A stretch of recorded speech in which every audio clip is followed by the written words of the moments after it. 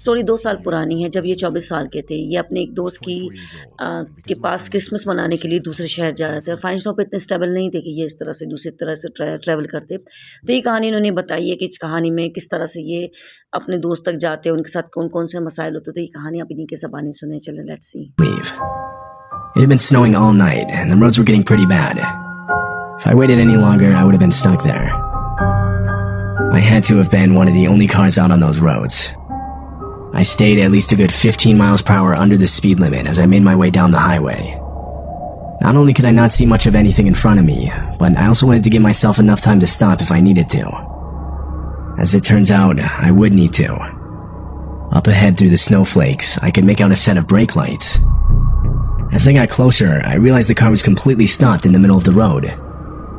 I honestly was just going to drive around it without giving it a second thought. But for whatever reason, traffic cones were placed next to the car, blocking me from doing so.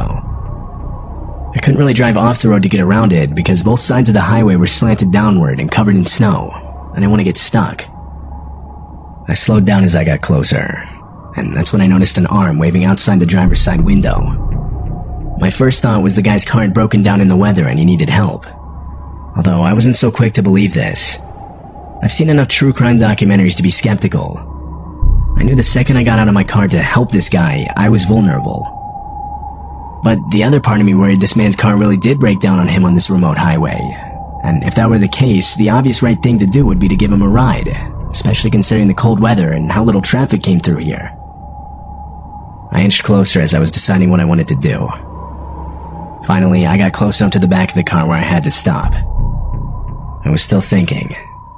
I did not want to get out of my car. The next few seconds happened in what felt like the blink of an eye. Without warning, the trunk of the car popped open and two armed men got out. They had winter clothes on and were wearing masks to cover their faces. They started screaming at me to get out of my car as they pointed their weapons in my direction.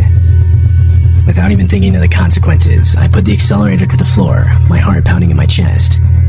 I went around the car and drove over the traffic cones. I looked in my rearview mirror and saw them rush to get back inside their car. For a second, I thought they were going to follow me, and they might have tried, but I was going as fast as I could. I lost their headlights pretty quickly. I probably broke every law for speeding that night, which was made even worse with the driving conditions of the road, but I needed to create as much distance as I possibly could. I focused on getting away for about 5 minutes, until I called the police and told them about the car and the armed men. I never heard back from them. Honestly, a part of me thinks they never even looked into it because of the poor driving conditions. But I can't prove this, so I obviously don't know.